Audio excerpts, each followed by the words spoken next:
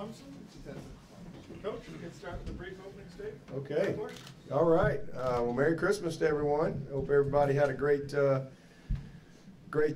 Christmas time, and everybody ready to get back to work. Some of you probably got here yesterday, I'm sure, but just really a blessing to be here. It's an honor to be at the All-State Sugar Bowl, that's for sure. This is something that we know that guy. We set out to do. We actually talked about it this spring, this being, kind of something to dream about. 59 years since Clemson's been to the Sugar Bowl, and to have an opportunity to be here and represent Clemson, and Dan and President Clements and our administration, all of our fans, is just a great pleasure and just a huge privilege. So proud of our team and the season we've had. Tremendous effort on their part all year long to just do what they need to do to get to this point. So really excited about being here. Really appreciate all the All-State Sugar Bowl folks for hosting this, and I know there's a ton of work that goes in to make an event like this special for everyone involved. So I really appreciate all the people behind the scenes that nobody will ever know or see that do such a great job. And we look forward to a great week. I would say probably 95% of my team has never been to New Orleans. It's been 25 years since I've been here, outside of a couple hours, I guess, in March or April for the Manning Award. But we're excited to be here. Look forward to participating in a great week, and know it'll be an unbelievable game on the 1st against Alabama. This will be a dandy, that's for sure. So, but thank you again for being here, and with that, I will take your questions. How many times do you think your mind has drift back to 25 years on this? Oh man, it already has a ton. I mean, we're staying at the same hotel. We're practicing at the same site. I was just funny. My mom gave me a picture. We were home for Christmas, and she gave me a picture. I was in the street tap dancing with a tap dancer with a bunch of people gathered around when I was 10. She pulls out this little. You don't have those pictures anymore, but it was like something out of a box. Little picture. Actually came with a friend on my baseball team when I was 10 to the Alabama-Arkansas Sugar Bowl. I guess it was the 80 Sugar Bowl, 79 season, I think. And so that was my first time to ever experience anything like that. And then came back here 10 years later as a player at Alabama, and then as a freshman against Miami in '89, and then again in '92 when we won it all. But I'm looking forward to it. I'm looking forward to the beignets. That's what I'm looking forward to. You made a point before to talk about enjoying the ride and things like that in the program. And with so much of the team having never been in New Orleans before, like you said, this, is there more significance to that with this being such a place to visit? And is there, you see, contrast between the way you approach this and I don't know how they approach it, so I don't know how to make a contrast. I just know what we do, and we work really hard. I mean, we prepare. We've been preparing for some months since you play, basically, and we practiced very well. We've had great meetings. We practiced today. We had good meetings today, and kind of had our Monday practice today. Everybody traveled back yesterday, and they enjoyed a good break. Like I said, kind of mental Monday for us. Get your mind right. Good meetings, good practice. And, I kind of like to do it that way. And then we get here and we can just kind of get settled in and then get ready for a Tuesday-type practice tomorrow. But, I want our guys to enjoy it everywhere we go, all these bowl trips. We try to enjoy the journey. I mean, that's what it's all about to me. I mean, it really is. I mean, there'll be a great moment Monday night. Or whatever night it is. What night do we play? Is it Monday night? Whatever the first is, it'll be a great moment. But it's really the journey that I try to always enjoy, and just enjoy today, and enjoy checking into the hotel, enjoy practices, and just enjoy being with these guys. Man, this is could be the last week to be with this team. Hopefully we can earn one more bus ride and pregame meal and all that stuff, but you got to earn that. I mean, that's what it comes down to. But I want them to enjoy it and have some fun, look back on their time, but we always say, hey, the fun's in the winning. Ultimately it comes down to that. You want to win the game, but I don't think you got to be miserable to do that in the process. So it'll be a great week. I'm looking forward to it. Dabo, as a coach and as a competitor, how much have you enjoyed these last 2 games with Alabama? Well, I enjoyed it a lot last year. It was great. That was one of the best moments of my life, and it stunk the year before. Like I said, fun's in the winning. I don't enjoy losing ever, but it's been great to compete against Alabama. I think as for us, as we've tried to grow our program the last 8 years, this is my 9th year as the head coach.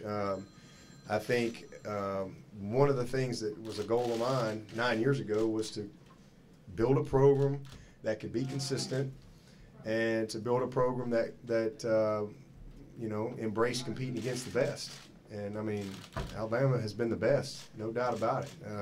It's just the bottom line. So I think for me, the first time to compete against them was something that was really excited about, just because to me they have been the standard.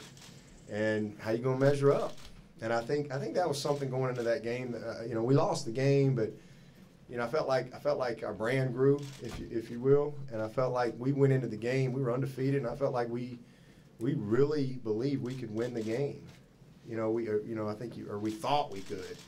And I think if anything coming out of that game, we knew we were good enough. And so sometimes that's you gotta measure up against the best of the best to kind of really grow a little bit. I've seen that in our team, and certainly coming back last year and finding a way to win in an unbelievable game. It comes down to a few plays both years in a row. So I enjoy, and obviously there's a lot of connections, personally and professionally. There's a lot of connections, and I have an unbelievable amount of respect for Alabama. That's never going to change. But it's kind of become now it's like, all right, this is I'm getting tired of this. All right, let's get somebody else in here, but they just don't go away, man. That's why they're Alabama. So I think, but at the end of the day, when you're competing to be the best in college football, you're going to end up playing these guys somewhere along the way. So it's just kind of the way it's supposed to be, and it's a lot of fun. We look forward to, enjoy it, and I don't have any doubt it'll be a heck of a game. Dabo, 2 things. First of all, you're talking about 25 years ago. Any reunions of teams you might be missing this weekend? And secondly, could you talk about your personal and professional relationship with Dan Redicola? I don't know if there's any reunions this week. I went to one during the season. Had a ball. It was actually in Tuscaloosa. I should have stuck around and watched the game. Could have scouted them a little bit, but I was gone before it kicked off.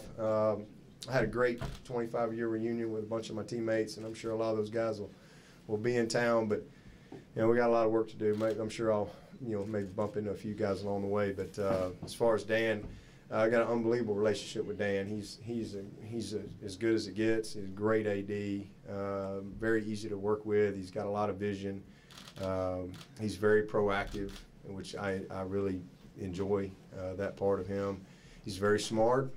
He's got a ton of great experience. He's been in a lot of great programs, LSU being one of them, down here. Obviously, he's on the committee, and he's been on the committee for about 3 years, and I don't think he's done anything but eat bacon and cookies since he's been there, because he's had to be recused the whole time.